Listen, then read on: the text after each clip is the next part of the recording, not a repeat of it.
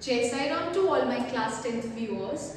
Very important PYQ, that is previous year question, which has been repeated several times by boards, and it is again a conceptual based question as well. अगर आप ये video पूरी देखते हैं जो कि hardly few minutes की है और एक क्वेश्चन को ध्यान से समझते हैं तो आई प्रॉमिस आपके बहुत सारे न्यूमेरिकल्स आपको समझ में आ जाएंगे, चाहे वो जितने भी डिफरेंट कॉन्सेप्ट्स के आए। तो बिना टाइम वेस्ट करे क्वेश्चन पढ़ते हैं। क्वेश्चन में ये कह रहा है कि एक स्टूडेंट है जिसने अपने कैंडल फ्लेम को ऑब्जर्व किया व्हाइट स्क्रीन पर, कौन सा लेंस लेकर? Convex lens. पहले इस बात को मैं डायग्रामेटिकली आपको समझाती हूँ ताकि समझ में आ जाए। हमें पता है जब हम एक्सपेरिमेंट करते हैं लैब में जाके तो और एक अपैरेटस यूज करते हैं, 1 मीटर स्केल होता है जिसमें 1 मीटर लॉन्ग रॉड स्केल होता है जिसमें हम ऑब्जेक्ट को और इमेज को फिट करते हैं। अब उसी को लेकर उसने अलग अलग एक्सपेरिमेंट करे। तो हम सपोज करते हैं कि बीच में हमारा क्या है? लेंस। एक हमारे पास क्या है? कैंडल। और दूसरी तरफ क्या है? एक स्क्रीन। इस स्क्रीन पर हमें क्या ऑब्जर्व होती हुई दिख रही है? इमेज। तो ये हमारा सेटअप है। इस सेटअप के अकॉर्डिंग ये अलग अलग रिकॉर्डिंग्स उन्होंने नोट करा है। मतलब distance of screen from lens, screen का डिस्टेंस लेंस से। पहले केस में स्क्रीन कितने दूर है? 20 सेंटीमीटर दूर है और हमारा लेंस, हमारा फ्लेम, दैट मीन्स ऑब्जेक्ट। अब distance of flame from lens, हम इसकी इमेज देख रहे हैं ना, हमें फ्लेम को ऑब्जर्व करना है।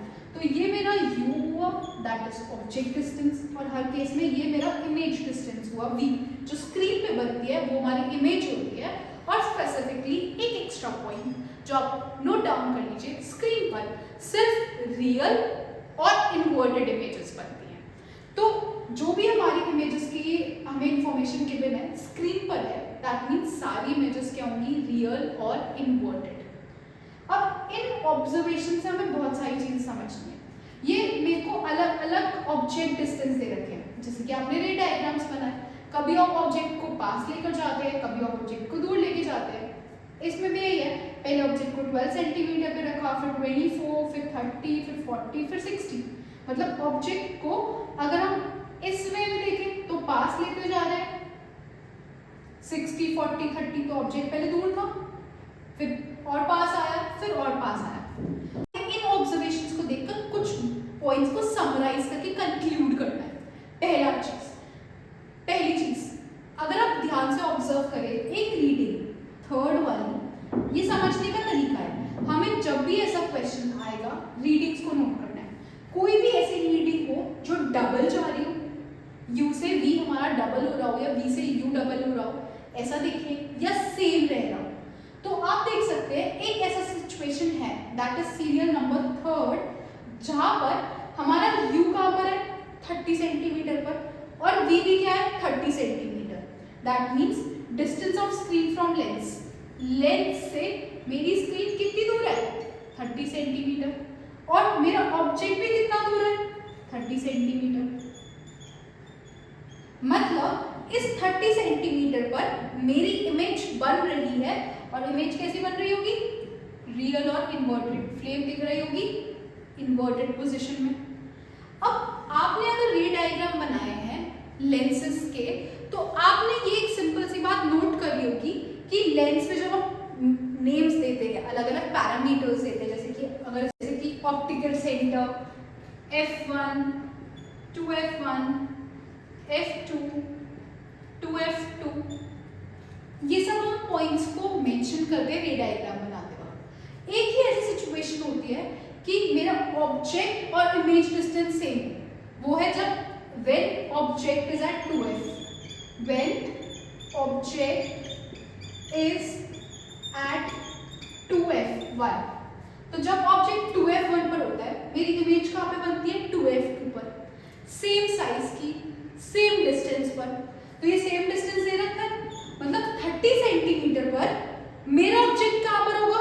2f पर, 2f1 पर, तभी तो मेरी इमेज 2f2 पर बन रही है, सेम गैप है। तो हमने तभी ऐसा ढूंढना है कि सेम गैप आए। हमेशा जब भी ऐसा क्वेश्चन होगा, आपको कोई ना कोई इंसिडेंट दे रखा होगा कि हमारे u और v क्या है? सेम, और u और v मेरा ऑब्जेक्ट कहाँ पे रखा होता है 2f पर। तो मुझे पता चल गया कि 2f किसके इक्वल है 30 के, ऑब्वियसली ये गैप 30 था, तो f किसके इक्वल हो गया 15 सेंटीमीटर के। तो इससे मुझे मेरी फोकल लेंथ मिल गई जो कि कितनी है 15 सेंटीमीटर। तो पहली चीज जो हमसे क्वेश्चन में डिमांड करी थी what is the focal length, तो हमने डिराइव कर दी कि फोकल लेंथ इज 15 सेंटीमीटर। अब सेकेंड पार्ट को पूछ रहे हैं which observation among the following is incorrect, इनमें से कौन सी इंफॉर्मेशन गलत है।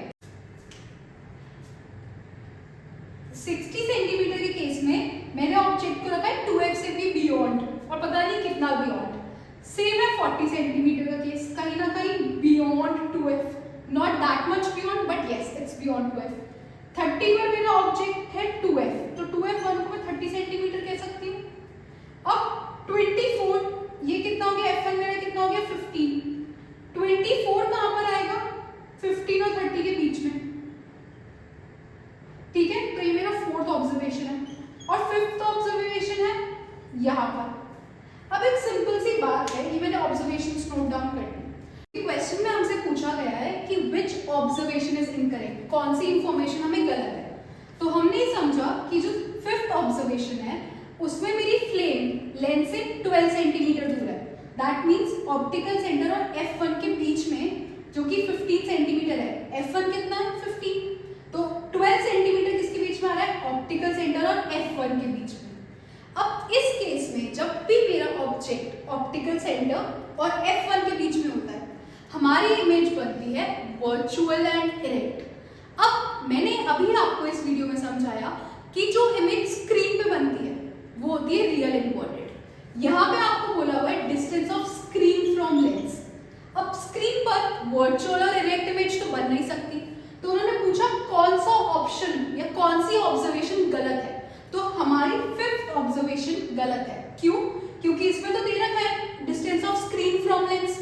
अब जब स्क्रीन पर इमेज बन ही नहीं सकती तो यही ऑप्शन गलत हुआ। तो which observation is correct, incorrect, serial number 5 is incorrect. अब लास्ट ऑप्शन है draw the ray diagram for third observation. Third observation मतलब यही केस जिसमें मेरा ऑब्जेक्ट भी कहां पर है 30 सेंटीमीटर पर और इमेज भी कहां पर है 30 सेंटीमीटर पर, but yes it's a lens. तो एक लेफ्ट साइड के 30 सेंटीमीटर पर है, दूसरा राइट साइड के 30 सेंटीमीटर पर है। और अभी हमने डिस्कस करा था इस सिचुएशन में जब हमारा u और v दोनों सेम होते हैं, हमारा ऑब्जेक्ट कहां पर होता है 2f1 पर। तो इस केस में जब आपको रे डायग्राम बनाना है थर्ड ऑब्जर्वेशन का, आपको कौन से कहां पे रखना है अपना object, you have to keep object at 2f1।